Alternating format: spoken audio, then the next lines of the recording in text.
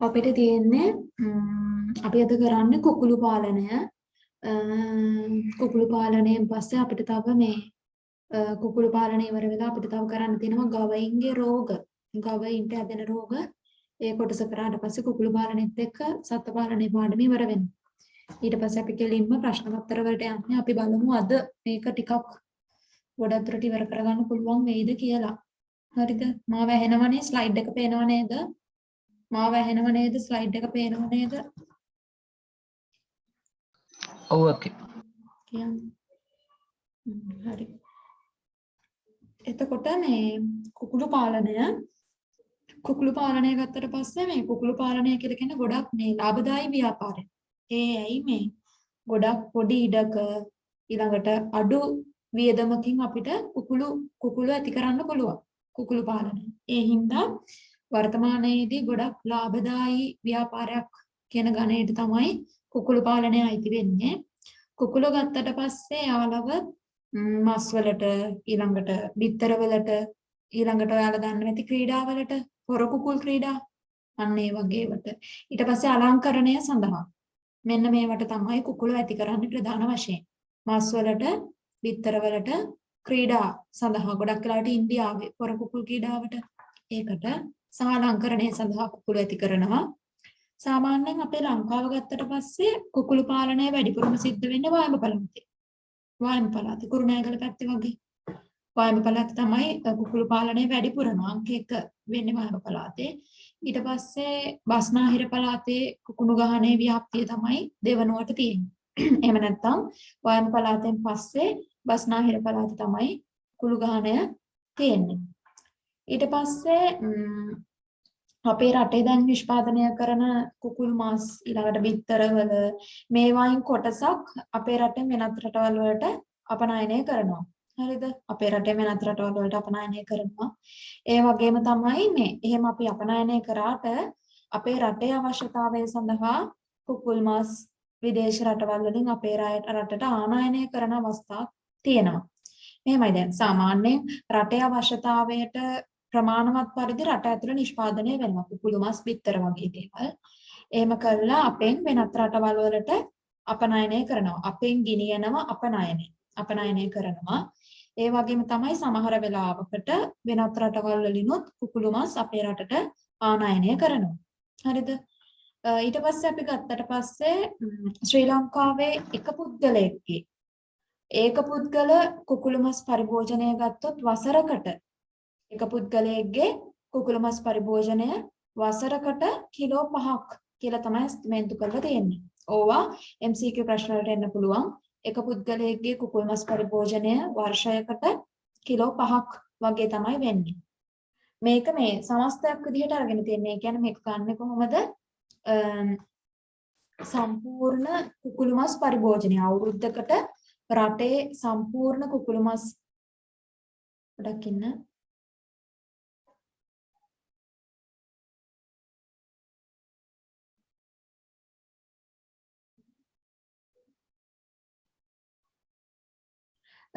අවුරුද්දකට මුල් අපේ ලංකාවේම අවුරුද්දකට කොච්චර කුකුළු මස් ප්‍රමාණයක් පරිභෝජනය කළාද කියලා බලලා ඒ ගාන රටේ ඉන්න මිනිස්සුන්ගෙන් බෙදලා තමයි මෙන්න මේ එක පුද්ගල කුකුළු මස් පරිභෝජනය කියන එක අරගෙන තියෙන්නේ.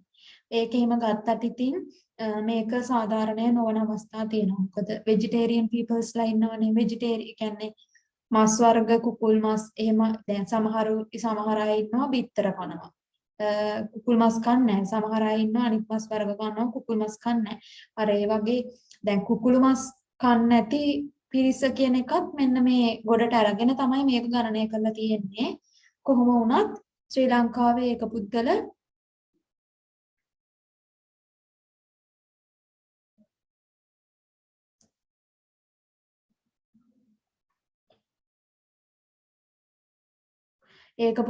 මේ කුකුළු මස් පරිභෝජනය වාර්ෂිකව කිලෝ 5ක් වගේ කියලා තමයි කියන්නේ. ශ්‍රී ලංකාවේ ඊළඟට ඒක පුද්ගල බිත්තර පරිභෝජනය. දැන් අපි ඔය කතා කළේ මස් ගැනනේ. බිත්තර පරිභෝජනය ගත්තට පස්සේ ශ්‍රී ලංකාවේ ඒක පුද්ගල බිත්තර පරිභෝජනය වාර්ෂිකව බිත්තර 68ක් වගේ වෙනවා. බිත්තර 68ක්. ඒ කියන්නේ එක පුද්ගලයෙක් වසරකට බිත්තර 68ක් විතර කනවා කියලා තමයි එස්ටිමේට් කරලා තියෙන්නේ. හරිද? එතකොට ශ්‍රී ලංකාව තුළ කුකුල් පාලනය සඳහා ගොවීන් පෙළඹීමට හේතු. දැන් අපිට දීලා තියෙනවා අපේ ලංකාව ඇතුලේ කුකුල් පාලනය කරගෙන යන්න ගොවීන් පෙළඹෙන්න හේතු මොනවද කියලා. ඔය වගේ එකක් ව්‍යුහගත රචනා වලට අහන්න පුළුවන්. ඇයි අපේ ලංකාවේ කුකුල් පාලනය කරන්න පෙළඹිලා තියෙන්නේ කියලා. එතකොට මස් හා බිත්තර වලට පවතින ඉල්ලුම වැඩිවීම. ඒ කියන්නේ මේ දැන් ගොඩක් වෙලාවට උත්සව කාලවලට එහෙම මස් වලට බිත්තර වලට තියෙන ඉල්ලුම අධිකයි අපේ ලංකාවේ. ඒ හින්දා ඔයාලා දන්නේ සාමාන්‍ය උත්සව දවසක් ආවොත් විශේෂ දිනයක් ආවොත් අපේ ගෙවල් වලත් කුකුල් මස් ටිකක් ගෙනල්ලානු යන්නේ. අන්න ඒ වගේ මේ මස් බිත්තර මේවට හොඳ ඉල්ලුමක් තියෙනවා ලංකාවේ. ඒක එක හේතුවක් වෙනවා ලංකාව තුළ කුකුල් පාලනය ආරම්භ කරන්න. ඒ වගේම තමයි අර මම මුලින්ම කියපු එක. කෙටි කාලයකින් අපිට නිෂ්පාදන ලබා ගන්න පුළුවන්. පොඩි ඉඩක කෙටි කාලයකින් නිෂ්පාදන ලබා ගන්න පුළුවන්. ඔයාලා දන්නවද බ්‍රොයිලර් චිකන් එහෙම නැත්නම් මස් සඳහා ඇති කරන කුකුල්ලෝ දවස් 42යි. එයාලා දවස් 42කින් පස්සේ සම්පූර්ණ බර ප්‍රමාණයට එනවා. එතකොට එයාලව මසට ගන්නවා. දින 42කින්. හරිද? වර්ධක හෝමෝන ඉන්ජෙක්ට් කරනවා එයාලව ඉක්මනට වර්ධනය වෙන්න. එතකොට ඉතා කෙටි කාලයකින් නිෂ්පාදන ලබා ගන්න පුළුවන්. ඊළඟට අඩු ඉඩ ප්‍රමාණයක වැඩි සතුන් ප්‍රමාණයක් ඇති කළ හැකි වීම. කුකුල කියන්නේ ගොඩක් චූටි සතෙක්නේ, පොඩි සතෙක්නේ. එහෙනම් එයාට ලොකු ඉඩකඩක් උමනා වෙන්නේ නැහැ. අඩු ඉඩක සත්තු වැඩි ප්‍රමාණයක් ඇති කරගන්න පුළුවන් කුකුළු. ඊළඟට ඒ වගේම තමයි මේ කුකුළු පාලනය ලේසි පහසුවේ කියන්නේ ඌරු ඇති කරන එකට වඩා ගවය ඇති කරන එකට වඩා කුකුළු පාලනය කියන එක ලේසි. පාලනය කරන්න පහසුයි සත්තු. එතකොට ඔන්නෝව තමයි කුකුළු පාලනයට ගොවීන් පෙළඹෙන්න හේතු ලංකාව තුල. හරිද? ඊට පස්සේ අපි කෙලින්ම යනවා කුකුල වර්ගීකරණයට. අපිට කුකුල වර්ගීකරන්න පුළුවන් ප්‍රධානම කොටස් දෙකකට. කාර්ය අණුව අපිට වර්ගීකරණය කරන්න පුළුවන්. ඊට පස්සේ සම්භවය අණුව වර්ගීකරණය කරන්න පුළුවන්. සම්භවය කියන්නේ යාලා ඇති උනේ කොහෙද කියන එක. හරිද?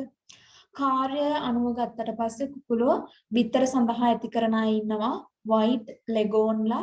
මස් සඳහා ඇති කරනවා බ්‍රහ්මා සහ කොචින් කියන වර්ග. ද්විකාර්ය ඒ කියන්නේ කාර්යයන් දෙකටම මස් බිත්තර දෙකටම RIR සහ ඔස්ට්‍රලොප් කියන වර්ග දෙක ඇති කරනවා දීකාර්ය. බිත්තර මස් දෙකටම. ඊළඟට වෙනත් දේවල් වලට ඉන්දියන් ගේම් කියන එක. කියන්නේ අර අපි කලිනුත් කිව්වේ සෙල්ලම් කරන්න සෙල්ලමට හදනවා කියලා. එහෙම නැත්නම් අර පොරකුකුල් ක්‍රීඩාවට අන්න ඉන්දියන් ගේම් කියන වර්ගය වෙනත් කියන එක යටතේ ඇති කරනවා. හරිද? කාර්යයන් අනුව ඔහොම තමයි බෙදෙන්නේ. බිත්තර සඳහා මස් සඳහා ද්විකාර්ය සහ වෙනත් කියන විදිහට. ඊළඟට දෙවෙනි ආකාරය තමයි සම්භව්‍ය අණුව. සම්භව්‍ය අණුව ගත්තට පස්සේ ඇමරිකන් වර්ග, යුරෝපීය වර්ග, ඊළඟට මධ්‍යධරණී වර්ග, ආසියාතික වර්ග මෙන්න මෙහෙම බෙදෙනවා. ඇමරිකන් වර්ග ගත්තට පස්සේ RIR කියන වර්ගය තමයි ඇමරිකන් වර්ගය වෙන්නේ. රෙඩ් අයිලන්ඩ් රොඩ් මට හිතන විදිහට රෙඩ් අයිලන්ඩ් රොඩ් කියන එක තමයි RIR කියලා කියන්නේ. Red island rod. එතකොට ඇමරිකන් වර්ග වෙන්නේ RIR, යුරෝපීය වර්ග වෙන්නේ ඔස්ට්‍රලොප්. මධ්‍යධරණී වර්ග වෙන්නේ ලෙගෝන්, ආසියාතික වර්ගය වෙන්නේ බ්‍රහ්මා සහ කොචින්. හරිද? ඊට පස්සේ අපි එකෙන් එක කතා කරගෙන ගියාම අපිට මේ කුකුල් පාලනයේදී වැදගත්ම වෙන කුකුල් වර්ග ටික අපි ටිකක් කතා කරගෙන යනවා. ඕවා එන්න පුළුවන්. ඒ කියන්නේ ඕවායේ ලක්ෂණයක් දෙකක් වගේ විභාගයට එන්න පුළුවන්. මුලින්ම දීලා තියෙනවා ලෙගෝන්ලා. ලෙගෝන්ලා ගත්තට පස්සේ ලෙගෝන්ලා තමයි ලෝකයේ හොඳම බිත්තර නිෂ්පාදකයෝ. ඒ කියන්නේ හොඳම බිත්තර දාන හොඳම බිත්තර නිෂ්පාදකයෝ තමයි ලෙගෝන්ලා. මාස 4.5ක් වගේ වයසකින් මෙයාලා බිත්තර දැමීම ආරම්භ වෙනවා. මාස 4.5ක් වගේ වයසකින් මෙයාලා බිත්තර දැමීම ආරම්භ වෙනවා කියලා කියනවා. මෙයාලගේ බිත්තර විශාලයි. ඊට පස්සේ පරිණත සතෙක් ගත්තොත් පරිණත ගෑනු සතෙක් කිලෝ 2ක් විතර බරයි මෙයාලගේ. ඊළඟට මෙයාලට තියෙන්නේ තනි රෝස කරමලක්. ඔයාලා දන්නවා ඇති එක එක කුකුලන්ට තියෙන කරමල වෙනස්. ඒ කියන්නේ හැමෝටම අර අපි දකිනවා වගේ රතු පෙඳේ වගේ කරමල නෙමෙයි තියෙන්නේ. එක එක සතුන්ට එක එක කුකුළු වර්ග වලට මේ කරමලෙන් අපිට සත්තු අඳුන ගන්නත් පුළුවන්. හරිද? එතකොට ලෙගෝන්ලට තියෙන තනි රෝස කරමලක්. මම ඉස්සෙල්ලා කිව්වේ රෙඩ් අයිලන්ඩ් රොඩ් කියලා නෑ. Rod island red. වචන දෙක මාරු වෙලා RIR කියලා කියන්නේ රොඩ් අයිලන්ඩ් රෙඩ් කියන එක. එතකොට රොඩ් අයිලන්ඩ් රෙඩ්ලා ගත්තට පස්සේ යාළගේ ඇඟ නිකන් කොටු හැඩයට තියෙන. කියන්නේ හොඳ පිරිච්ච කොටු හැඩයට තියෙන ඇඟක්. ශරීරයේ චතුරස්‍රාකාරයි. ඊළඟට යාළගේ ඇඟේ පාට ගත්තොත් දුඹුරු මිශ්‍ර රතු පැහැයක් තමයි තියෙන්නේ. දුඹුරු පාට මිශ්‍ර වෙච්ච රතු පාටක් තමයි තියෙන්නේ. ඒ වගේම යාළටත් තනි රෝස පාට කරමලක් තියෙනවා. තනි රෝස පාට කරමලක් තියෙනවා. සාමාන්‍යයෙන් මෙයාලා බිත්තර දාන එක මාස 4මාරෙන් 5න් වගේ ආරම්භ කරනවා. බිත්තර දාන එක 4මාරෙන් 5න් වගේ ආරම්භ කරනවා. ඊළඟට මෙයාලගේ බිත්තර ලොකුයි. ඒ කියන්නේ ප්‍රමාණයෙන් ලොකුයි. අර අපි දකින බිත්තර වගේ නෙමෙයි, ඊට වඩා ගොඩක් ලොකු බිත්තර. ඊළඟට පරිණත පිරිමි සතෙක් ගත්තොත් කිලෝග්‍රෑම් 4ක් වගේ වෙන්නේ. ගෑනු සතෙක් ගත්තොත් කිලෝග්‍රෑම් 3ක් වගේ බර වෙනවා. රොඩ් අයිලන්ඩ් රෙඩ්ලා. ඊළඟට අපි බලමු බ්‍රහ්ම කියන වර්ගේ. බ්‍රහ්ම ගත්තට පස්සේ ගොඩක් වෙලාවට මස් ලබා ගන්න තමයි ඇති කරන්නේ බ්‍රහ්ම. අලංකාරයටත් ඇති කරනවා. මොකද මෙයාලගේ පියාට වල වර්ණය ලස්සනයි. නිල් දුඹුරු වගේ පඬුවන් පාටක්, නිල් දුඹුරු පාට වගේ තමයි තියෙන්නේ. වී හැඩයේ කරමලක්, වී අකුර වගේ තියෙන හැඩයේ කරමලක් තමයි තියෙන්නේ. ඊළඟට පරිණත පිරිමි සතෙක් ගත්තොත් කිලෝග්‍රෑම් 4.5ක් විතර බරයි. ගෑනු සතෙක් ගත්තොත් කිලෝග්‍රෑම් 4ක් විතර බර වෙනවා. ඊළඟ වර්ගය කොචින්. කොචින් ගත්තට පස්සේ මේගොල්ලෝ මස් සඳහාම විශේෂිත වෙච්ච වර්ගයක්. මස් වලටම. මෙයාලගේ ශරීරය ලොකුයි. පිහාටු වල වර්ණය ගත්තොත් ඒවත් කළු සුදු පඬුවන් කියලා කියන නිකන් අලු පාට දුඹුරු පාට වගේ පඬුවන් සුදු ඒ වගේ පාටක්. පිහාටු වල වර්ණය කළු සුදු පඬුවන් වගේ පාටක්. ඊට පස්සේ තනි කරමලක් මෙයාලට තියෙන්නේ. තනි කරමලක්. පිරිමි සතෙක් ගත්තොත් එයාලා කිලෝග්‍රෑම් 4.3ක් විතර බරයි. ගෑනු සතෙක් ගත්තොත් 3.6ක් විතර බරයි. ඒ කොචින්. ඊළඟට කියනවා ලංකාව ගත්තොත් ලංකාවේ දැනට භාවිතා කරන්නේ මේ නිකන් තනි වර්ග නෙමෙයි, වාණිජමය වශයෙන් ලංකාව ඇති කරන්නේ මස් සහ බිත්තර නිෂ්පාදනයේට මේ දෙමුහුන් දර්ශ. දෙමුහුන් දර්ශ කියලා කියන්නේ හොඳ ලක්ෂණ තියෙන සත්තු එකිනෙකට මුහුන් කරලා හදාගත්ත අලුත් වර්ග. හොඳ ලක්ෂණ තියෙන සත්තු එකිනෙකට මුහුන් කරලා හදාගත්ත අලුත් වර්ග තමයි දෙමුහුන් දර්ශ. එතකොට දියුණු තාක්ෂණයක් සමග උසස් නිෂ්පාදනයක් ලබා ගන්න අරමුණින් තමයි මෙන්න මේ දෙමුහුන් දර්ශය කියන්නේ. සත්තු මුහු කරලා හොඳ ලක්ෂණ තියෙන සත්තු බිහි කරගෙන තියෙන්නේ. හරිද? ඊට පස්සේ අන්නේ වගේ කීප දෙනෙක් ගැන අපි කතා කරනවා. දුඹුරු පැහැ බිත්තර දමන කිකිලියන් විදිහට golden comet, ඊළඟට high sex brown, shaver 579, ලෝමාන් brown, high line brown. මෙන්න මේ වගේ අය දුඹුරු පැහැ බිත්තර දමන කිකිලියන් විදිහට ලංකාවේ ඇති කරනවා වාණිජමය මට්ටමින්. සුදු පැහැ බිත්තර දමන කිකිලියන් විදිහට shaver 288, high sex white, high line white කියන වර්ග ඇති කරනවා සුදු පැහැ බිත්තර දමන කිකිලියන් විදිහට. ඊළඟට බ්‍රොයිලර් ගත්තට පස්සේ බ්‍රොයිලර් කියලා කියන්නේ මස් වලට මසට ඇති කරන සත්තු. බ්‍රොයිලර් විදිහට නවීන ඉංජිනේරු විද්‍යාවේ දියුණුවත් සමග දින 35කදී මේක නම් කියලා තියෙනවා දින 35ක් කියලා. ඒනට සාමාන්‍ය දින 42ක් වගේ තමයි. මෙතන දින 35ක් කියන්නේ සති 5යි 4ක් 5. සති 5ක් වගේ කාලයකදී හැදෙන මේක විදිහට ගන්න නවීන ජාන ඉංජිනේරු විද්‍යාවේ දියුණුවත් එක්කම දින 35ක් වගේ කාලයකදී උපරිම වර්ධනයක් එන බ්‍රොයිලර් දෙමුහුම් අභිජනනය කරලා මේ ලංකාවේ ඇති කරනවා. කොබ් වර්ග, හබර්ඩ් වල අහලා ඇති. හබර්ඩ් චිකන් කියලා එන හයිබ්‍රෝ, ලෝමාන්, ෂේවර්, ස්ට්‍රාබෝ ඔන්නෝව තමයි බ්‍රොයිලර් දෙමුහුම් කරලා හදපු බ්‍රොයිලර් වර්ග. හරිද? ඊට පස්සේ බිත්තර සඳහා ඇති කරන කුකුළු වර්ගවල බාහිර ලක්ෂණ. ඒ කියන්නේ දැන් මම ඔයාලට කිව්වනේ බිත්තර සඳහා වෙනම කුකුළු ඇති කරනවා, මස් සඳහා වෙනම ඇති කරනවා. එතකොට ඔන්න ඔය දෙකට සත්තු තෝරගද්දී යාළගේ ලක්ෂණ අනුව තමයි සත්තුන්ව උකට තෝරගන්නේ. බිත්තර සඳහා ඇති කරන කුකුළු වර්ග ගත්තට පස්සේ යාළගේ බාහිර ලක්ෂණ විදිහට එයාලා සාමාන්‍යයෙන් මාස 4මාරක් වගේ කාලයකදී බිත්තර නිෂ්පාදනය කරන්න ඕනි, ආරම්භ කරන්න ඕනි. වැඩුණු සතුන්ගේ ශරීරයේ බර අඩු වෙන්න ඕනේ. මොකද බිත්තර හදනවා කියලා කියන්නේ බිත්තර රකින්න ඕනි. ගොඩක් බරයි නම් ඒව කරන්න බෑ. ඒ හින්දා වැඩුණු සතුන්ගේ ශරීර බර අඩු වෙන්න ඕනි. එයාලා කෙට්ටු ස්වරූපයක් පෙන්වනවා. එතකොට කෙට්ටු ස්වරූපයක් පෙන්වන්න ඕනි. මොකද අර දාන බිත්තර රකින්නත් එපා. ඒ වගේ.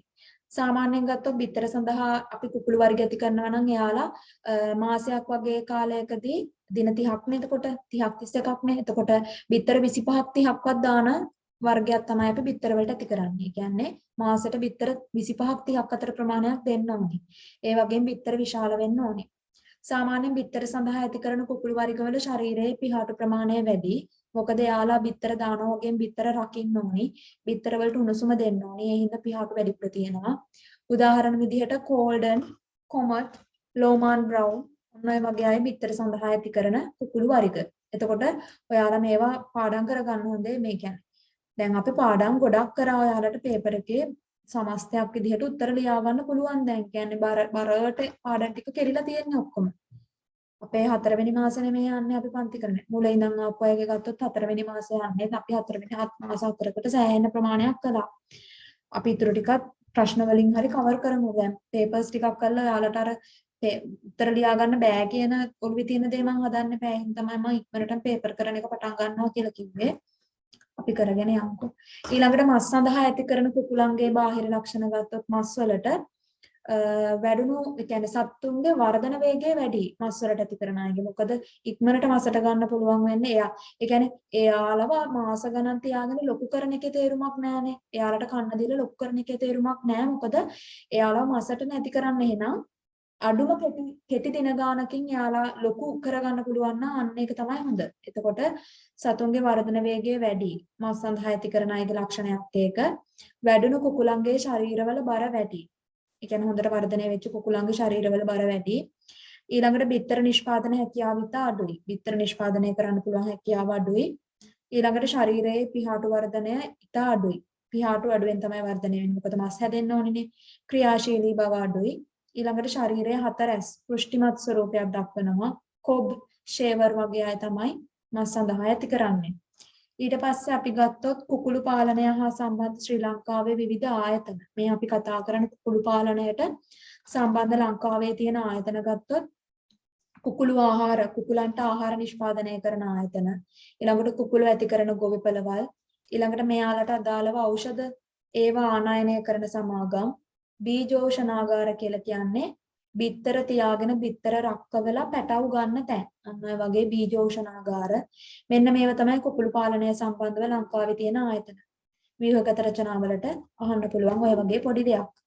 ඊළඟට අපි කතා කරන්නේ මොකක්ද කෙලින්ම අපි ඔය පිටින් දක්න බිත්තර. දැන් අපි බිත්තරයක් දකින්න මොකද්ද? සුදු මදේ, කහ මදේ බිත්තර කට්ටයි. අපි දන්නේ ඔය ටිකනේ. ඒ වුණාට බිත්තරයක ව්‍යුහය ගත්තොත් බිත්තරයක ව්‍යුහය කියලා රචනා ප්‍රශ්නයක් කෙලින්ම එන්න පුළුවන්. එතකොට ඔයාලා මෙන්න මේ රූපය ඇඳලා එකින් එක කොටස් කරන ලියන්න ඕනේ. හරිද? එතකොට එහෙන් දෙක දැනගෙන ඉන්න එක වැදගත් වෙනවා. මේකේ අපිට මේකේ පැහැදිලිව තියෙනවා බිත්තරයක ව්‍යුහය. බිත්තරයේ පිටතින්ම තියෙන උච්චර්මය බිත්තර කටුවටත් පිටතින් උච්චර්මය. ඊළඟට බිත්තර කටුව තියෙනවා.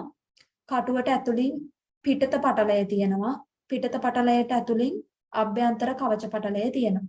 උච්චර්මය බිත්තර කටුව ඊළඟට පිටත පටලය අභ්‍යන්තර කවච පටලය ඊටත් ඇතුලින් තියෙනවා කියන්නේ බිත්තරේ අපි සුද්ධ කරලා ගත්තාම උඩින්ම තියෙන සුදු මදේ බාහිර තුනී ඇල්බියුමින් එක ඊට ඇතුලින් ඝනට තියෙන සුදු මදේ ඝන තුනී ඇල්බියුමින් එක ඊළඟට ඒකම තමයි අභ්‍යන්තර මේ ඝන තුනී ඇල්බියුමින් තියෙන ඊළඟට අභ්‍යන්තර තුනී ඇල්බියුමින් කොමාරි ඇල්බියුමින් තමයි ඔය.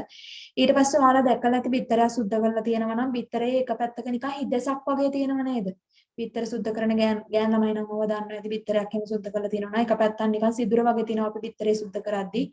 අන්න ඒකට අපි කියනවා වායු කුටීරය කියලා. එතනේ තියෙන සිදුරට.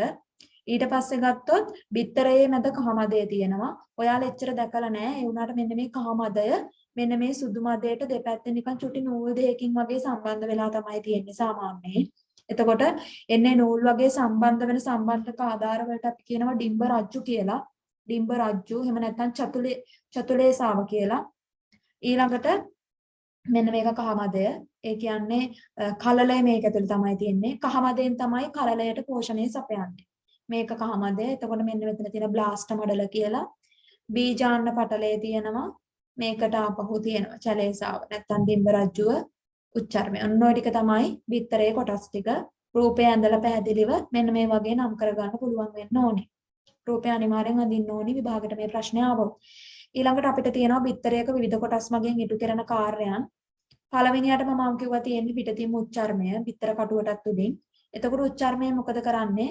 බිත්තර කවචය. එහෙම නැත්නම් බිත්තර කට්ටට දිලීර බැක්ටීරියා වගේ මේ ශුද්‍ර ජීවීන් ඇතුළු වෙන එක වළක්වනවා. උච්චර්මය මොකද කරන්නේ? දිලීර බැක්ටීරියා වගේ ශුද්‍ර ජීවීන් ඇතුළු වෙන එක වළක්වනවා.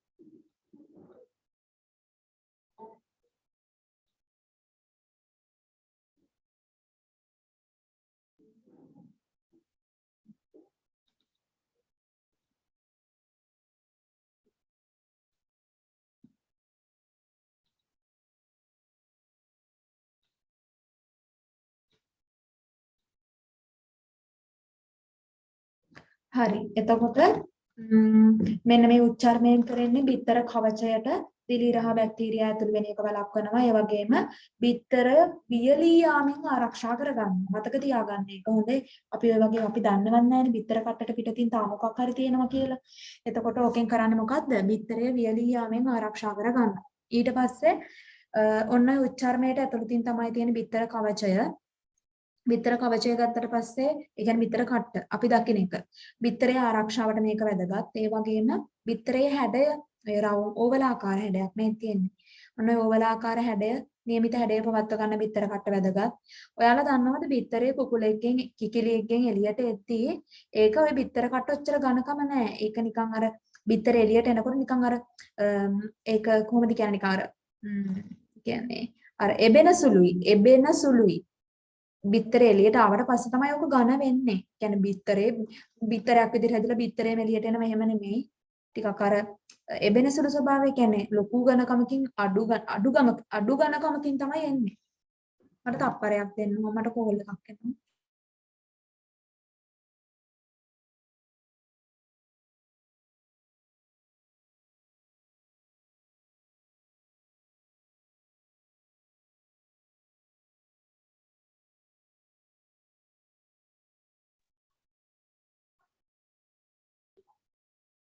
එතකොට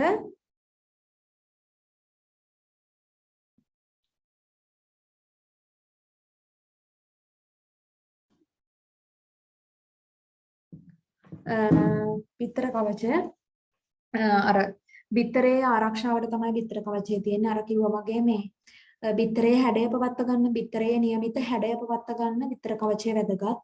ඊට පස්සේ වායු හුමාරුවට වැදගත්. ඔයාලා දන්නේ නැහැනේ කියන්නේ බිත්තර කට්ට විදිහට තිබුණාට ඕකාරහා වාතය හුමාරු වෙනවා. බිත්තරේ ඇතුලේ තියෙන කලලයට අවශ්‍ය ඔක්සිජන් ටික ඒ වාතය හුමාරු වීම සිද්ධ වෙනවා බිත්තර කට්ටරහා. ඒ හින්දා බිත්තර කවචය වැදගත්. ඔන්න ඔය වායු හුමාරුවටත් ඊට පස්සේ අපි ගත්තොත් ඊළඟට තියෙන කවච පටල ගත්තොත් බිත්තරය ඇතුළට ශුද්‍ර ජීවීන් පිටතින් ඇතුල් වෙන එක වළක්වනවා මේ කවච පටල වලින්. කවච පටල කියන්නේ අර අපි මෙතන කතා කළේ අභ්‍යන්තර කවච පටලය සහ පිටත පටලය කියලා. ඒ කියන්නේ බිත්තර කට්ටට ඇතුළතින් චුටි සිවි දෙකක් තියෙනවා. සිවි දෙකක් වගේ. බිත්තර සුද්ධ කරලා තියෙනවා නම් දැකලා ඇති. සුදුම කට්ට අයින් කරනකොට නිකන් සිවිය වගේ පේන්න තියෙනවා නේද? මේ දෙක එකතු වෙලා තමයි මේ සිවිය වගේ එක හැදෙන්නේ. බිත්තරය සුද්ධ කරලා තියෙනවා නම් ඔයාලා දැකලා ඇති ඒක. එතකොට මේ කවච පටල කියලා අපි කතා කරන්නේ ওই දෙක. එතකොට බිත්තරය ඇතුළට ශුද්‍ර ජීවීන් ඇතුළු වෙන එක වළක්වනවා මේ කවච පටල වලින්. ඊළඟට අභ්‍යන්තර කවච පටලය හා බාහිර කවච පටලය අතර වාත අවකාශයක් තියෙනවා. අභ්‍යන්තර කවච පටලය සහ බාහිර කවච පටලය අතර තමයි මෙන්න මේ වාත සිදුර තියෙන්නේ. හරිද? ඊළඟට අන්නේ වාත අවකාශය ගැන කතා කළොත් නැවුම් ඒ කියන්නේ අලුත්ම බිත්තර වලට වඩා පරණ බිත්තර වල මෙන්න මේ වාත අවකාශය විශාලයි. පරණ මේ කියන්නේ අලුත් බිත්තර වලට වඩා පැරණි බිත්තර වල වාත අවකාශය විශාලයි. මොකද ඒක එතකොට ශ්වසනය කරන කාලයක්. ඒ හින්දා අර වාසිදුර විශාලව තියෙනවා. හරිද? වාත අවකාශය විශාලව තියෙනවා. නැවුම් බිත්තර අලුත්. එතකොට ඒව ශ්වසනය කරන්න ගත්ත විතරයි. ඒ හින්දා වාත අවකාශය එච්චරම ලොකුවට නැහැ. එතකොට ඔයාලට හොයාගන්න පුළුවන් බිත්තරයක් පරණයිද කියලා. කොහොමද? ගොඩාක් හිස්තැනක් තියෙනවා නම් අර බිත්තර කට්ටත් එක්ක ඒ කියන්නේ ඒක පරණ බිත්තරයක්. හරිද? මේක කියනවා බිත්තරයේ මොට කෙළවරේ කවච පටල ඈත් වීමෙන් වාත අවකාශය නිර්මාණය වේ. කවච පටල දෙකක් තියෙනවානේ. අභ්‍යන්තර කවච පටලය සහ බාහිර කවච පටලය. එතකොට ඔන්න ඔය දෙක එකිනෙකට ඈත් වෙලා තමයි වාත සිදුරු කියන එක නිර්මාණය වෙන්නේ. හරිද? ඊට පස්සේ මොකක්ද කියන්නේ? ඊට පස්සේ මේ මෙන්න මේ වාත සිදුර වාත අවකාශය බිත්තරය සිසිල්ව තියාගන්න වැදගත්. ඒ කියන්නේ වායු හුමාරු වුණාමනේ බිත්තරය ඇතුළ සිසිල් වෙන්නේ ඒකට. ඒ වගේම වායු හුමාරුවටත් වැදගත්. ඊළඟට අපි දන්න ටික සුදු මදය එකට අපි කියන්නේ ඇල්බියුමින් කියලා. ඇල්බියුමින් කියන්නේ ප්‍රෝටීනයක්. ඒ ප්‍රෝටීනෙන් තමයි ඔය සුදු මදය හැදලා තියෙන්නේ. ඔයාලා දන්නවද බිත්තර කනකොට අපිට ඒකෙන් ලැබෙන්නේ ප්‍රෝටීන. හරිද? එතකොට ඇල්බියුමින් ගත්තට පස්සේ සුදු මදය මේ සුදු මදය කියන එක තියෙන්නේ අපිට පේන මෙන්න මේ සුදු මදය කියන එක තියෙන්නේ අර මැද්දේ තියෙන කහ මදයට එන පීඩන අවම කරගන්න. ඒ කියන්නේ කහ මදයෙන් ආරක්ෂා කරගෙන ඉන්න මේ සුදු මදයෙන්. එහෙම නැත්නම් ඇල්බියුමින් එකෙන්. කහ මදය ගැස්සීම් වලින් ආරක්ෂා කරගන්න. මොකද කහ මදයේනේ කලලේ තියෙන්නේ හැදෙන පැටිය. එතකොට කහ මදය ගැස්සීම් වලින් ආරක්ෂා කරගන්න තමයි ඔය ඇල්බියුමින් හැදිලා තියෙන්නේ. ඊට පස්සේ මේ ඇල්බියුමින් එකම විෂ බීජ නාශකයක් විදිහට ක්‍රියා කරනවා. ඝන ඇල්බියුමින් ස්තරය තුළ බැක්ටීරියා නාශක ද්‍රව්‍ය ඇත. මේ අර අපි කතා කරන්නේ ඇල්බියුමින් වල තියෙනවා තුනී ඇල්බියුමින් ඝන ඇල්බියුමින් කියලා එහෙම. ඒකේ ඝන ඇල්බියුමින් ස්තරය තුළ බැක්ටීරියා නාශක ද්‍රව්‍ය තියෙනවා කියලාත් කියනවා. ඊළඟට වැඩෙන කලලයට පෝෂණය ලබා දීම. මේ සුදු මදයෙන් ඇතුළේ වැඩෙන කලලයට පෝෂණය ලබා දීමකුත් කරනවා. මේවා කටපාඩම් කරලා හොඳට මතක තියාගන්න. මොකද අනිවාර්යෙන් එන්න පුළුවන් රචනා ප්‍රශ්න. හරිද? ඊට පස්සේ කහමදය. කහමදය කියලා කියන්නේ වර්ධනය වෙන කලලයට ප්‍රධාන වශයෙන්ම පෝෂණය සපයන්න මෙන්න මේ කහමදය. කහමදය තුල තමයි කලලය තියෙන්නේ. හරිද? එතකොට කාමදය ගත්තට පස්සේ ලා කහ සහ තද කහ පැහැති ස්තර දෙකකින් වගේ කියන්නේ අර මැද්ද ටිකක් වැඩියෙන් කහ පාටයි. ඔයාලා දැකලා ඇති. මැද්ද හරිය නිකන් වැඩියෙන් කහ පාටයි වගේනේ. ඊට පස්සේ බ්ලාස්ට් මඩල එහෙම නැත්නම් කහ මදයේ ඉහළින් තියෙන කොටස කියලා කියනවා. කහ මදේ ගත්තට පස්සේ කහ මදේ එක පැත්තක් නිකන් තද කහ පාටට වගේ අර මේ ඉහළින් පිහිටන කොටසක් මේ බ්ලාස්ට් මඩල. මෙන්න මේ බ්ලාස්ට් මඩල තුල තමයි කලලය විකසනය වෙන්නේ පැටියක්. කුකුල් පැටිය හැදෙන්නේ. හරිද? ඊළඟට ඩිම්බ රජ්‍ය තියෙනවා. මොකද්ද මම කිව්වා ඩිම්බ රජ්‍ය වලින් තමයි කහ මදය සුදු මදය අර දෙපැත්තෙන් අල්ලගෙන තියාගෙන ඉන්නේ මැද්දේ හරියට තියන් ඉන්නේ. එතකොට ඩිම්බ රජ්‍යයෙන් මොකද කරන්නේ? අර කහ මදය එහෙම නැත්නම් බ්ලාස්ටය ඒක ඉහළින් පවත්වාගෙන ඉන්නවා. හරිද? ඊට පස්සේ මේ කම්පන වලින් කහ මදය එහෙමත් නැත්නම් බ්ලාස්ට් චර්මය ආරක්ෂා කරගන්න. කලලය. ඊට පස්සේ ප්‍රධානම මේ ඩිම්බ රජ්‍ය වලින් කලලයට පෝෂණය ලබා දෙනවා කියලාත් කියනවා. ඒකෙන් ලොකු දෙයක් වෙන්නේ නැහැ ඩිම්බ රජු නිකන් නූල් දෙක වගේ දෙපැත්තෙන් අල්ලගෙන ඉන්නවා විතරයි. ඒවත් පෝෂණය සැපයීමකුත් වෙනවා කියලා කියනවා. ඊට පස්සේ අපිට එහෙම ලොකුවට වැදගත් වෙන්නේ නැහැ. බිත්තරයක රසායනික සංයුතිය දීලා තියෙනවා මුළු බිත්තරයේ කටු ඉවත් කළ බිත්තරයේ සුදු මදේ සහ කහ මදේ විදිහට. ඒකෙන් ඔයාලා දකින්නත් බිත්තරයේ වැඩිම සංඝටකය මොකද්ද? ජලය. 70%කට ආසන්නව තියෙන ජලය. ඊට පස්සේ හැබැයි වැඩිපුරම තියෙන්නේ ප්‍රෝටීන. ඒ හින්දා තමයි බිත්තර ගොඩක් වෙලාවට ගන්නෙ ප්‍රෝටීනමය ආහාරයක් විදියට. හරිද? එතකොට ඊට අමතරව මේදය, ඊළඟට කාබෝහයිඩ්‍රේට්, ඛනිජ මොන වගේ දේවල් බිත්තරයක අඩංගු වෙනවා. ඕකේ හැම මතක තියාගන්න ඕනේ. ජලය තියෙනවා වැඩිපුර ඊළඟට තියෙන ප්‍රෝටීන් කියලා මතක තියාගන්න. හරිද? ඒකෙනුත් ප්‍රෝටීන වැඩිපුර තියෙන්නේ මොකේද? කහමදේ. හරිනේ? කහමදේ තමයි ප්‍රෝටීන වැඩිපුර තියෙන්නේ. ඊට පස්සේ අපි බලමු ඊට පස්සේ අපි දැන් එකෙන් එක කතා කරගෙන යන්නේ කුකුලන්ගේ එක එක කාලා තියෙනවනේ බිත්තර රකින්න කුකුල ඉන්නවා පැටවු ඉන්නවා දවස් 7න් පස්සේ පැටවු ඉන්නවා ලොකු පැටවු ඉන්නවා බිත්තර දාන්න ආපහු ලෑස්ති වෙන සත්තු ඉන්නවා මෙන්න මේ වගේ එක වයස් කාණ්ඩ වල කුකුල ගැන තමයි අපි කතා කරන්න යන්නේ මුලින්ම අපි කතා කරන්නේ රැක්කවීම සඳහා බිත්තර නිෂ්පාදනය ගැන ඒ කියන්නේ රක්කවන්නේ ඇයි ඒ බිත්තර වලින් පැටවු ගන්න අරමුණේ. අපි මේ කියන්නේ ෆාම් බිත්තර ගැන නෙමෙයි. ෆාම් බිත්තර කියලා කියන්නේ මොකද? කන්නම හදපුවා. ඒවා ගෑනු සතෙක් සහ පිරිමි සතෙක් සංසේචනය වෙලා එහෙම හැදෙන බිත්තර නෙමෙයි ෆාම් බිත්තර කියලා කියන්නේ. ඒ කියන්නේ කන්නම හැදිච්ච. ඒ කියන්නේ අම්මගෙන් විතරක් එන නිකම් බිත්තර. සංසේචනය වීමකුත් තොරව පිරිමි සතෙක් එක්ක. එතකොට රැක්කවීම සඳහා බිත්තර නිෂ්පාදනය කියලා කියන්නේ සංසේචනය වෙලා අම්මා තාත්තා ඒක සංසේචනය වෙලා බිත්තරේ හැදෙන එක තමයි ඒව තමයි රැක්කවන බිත්තර කියන්නේ. එතකොට මෙන්න මේ රැක්කවීම සඳහා බිත්තර නිෂ්පාදනය කරද්දී සැලකිලිමත් වෙන්න ඕනි කරුණු දෙකක් අපිට දීලා තියෙනවා. පළවෙනි එක තමයි අභිජනන රැළ පවත්වා ගැනීම. මොකද්ද අභිජනන රැළ කියලා කියන්නේ? අභිජනන රැළ කියන්නේ ඊළඟට තියෙන ඒ බිත්තර හදන සත්තු කොටස. ගෑනු පිරිමි කුකුළු වර්ග ඒගොල්ලෝ තමයි අභිජනන රැළ කියන්නේ. ඊළඟ પરම්පරාව හදන කුකුළු රැළට තමයි අභිජනන රැළ කියලා කියන්නේ.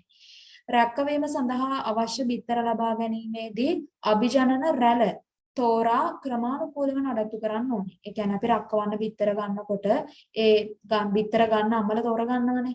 ඒ අභිජනන රැළ තෝරගෙන ක්‍රමානුකූලව නඩත්තු කරන්න ඕනේ. ඒකට මෙන්න මේ පහත තියෙන දේවල් සැලකිලිමත් වෙන්න ඕනේ කියලා කියනවා. අභිජනන සතුන් තෝර ගන්න ඕනේ. ඊළඟට අභිජනන සතුන් සුව පහසු පරිසරයක පවත්වාගෙන යන්න ඕනේ. ගැහැණු පිරිමි සතුන් අතර අනුපාතය පැහැදිලිව තියාගන්න. කියන්නේ ගැහැණු සතු කී දෙනෙක්ද පිරිමි සතෙක්ව දාන්නේ? කුකුලෙක්ව දාන්නේ. කිකිලියෝ කී දෙනෙක්ද කුකුලෙක් දාන්නේ? ඒක. ඊළඟට බිත්තර පිරිසිදු බිත්තර සපයන්න ඕනේ. රක්කවන්න ඒකට පිරිසිදු බිත්තර සපයන්න ඕනේ. අභිජනන සතුන්ගේ බිත්තරවල සඵලතාවය. ඒ කියන්නේ අර බිත්තර ලබා ගන්න අම්මා තාත්තා විදිහට යොදාගන්න කුකුලා සහ කිකිලියගේ සඵලතාවය. ඒ කියන්නේ මේ දෙන්නා එකතු වීමකින් සරු බිත්තරයක් හදාගන්න, සරු පැටියෙක් ගන්න පුළුවන් බිත්තරයක් එනවද? සඵලතාවය කියන්නේ ඒක සරුභාවය වගේ. ඔන්න ඔය වගේ දේවල් තමයි අභිජනන රැළ පවත්වාගද්දී සැලකිලිමත් වෙන්න ඕනේ. හරිද? ඊළඟට යෝග්‍ය බිත්තර තෝරගන්නත් ඕනේ දැන්. අම්මා තාත්තව තෝරගත්තා. ඒගොල්ලෝ බිත්තර දැම්ම හිතන්නකෝ. ඒ බිත්තර වලින් අර ඉස්සරහට පැටව හදන්න තෝරගන්න බිත්තර. ඒ බිත්තර තෝරගන්න එක ගැනත් සැලකිලිමත් වෙන්න ඕනි. ළමයි තව විනාඩි 3කින් කට් වෙනවා ලොග් වෙන්න. රැක්කවීම සඳහා බිත්තර තෝරද්දී අපි මේ බිත්තරවල බාහිර ලක්ෂණ වගේම අභ්‍යන්තර ලක්ෂණ සලකා බලන්න ඕනි.